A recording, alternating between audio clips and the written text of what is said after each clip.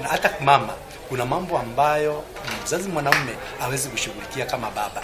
Mambo ambayo we kama mwanamke unapaswa kuambia msichana wako vile anapaswa kujitunza kama msichana. Tukiachia wasichana, tuachie wazazi wa wanaume.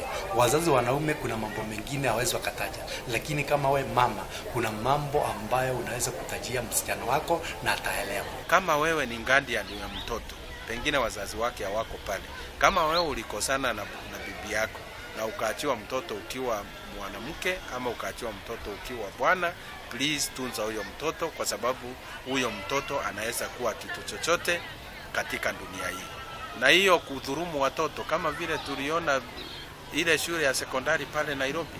Jameni, wanaume tukueni wangwana, tusiache kudhurumu watoto wasichana, kuwafanyia vitendo mbaya, kwa sababu mwisho naweza kukuhakikishia ukifanyia mtoto wa wenyewe hivi, pengine hilo itakupata katika kwako.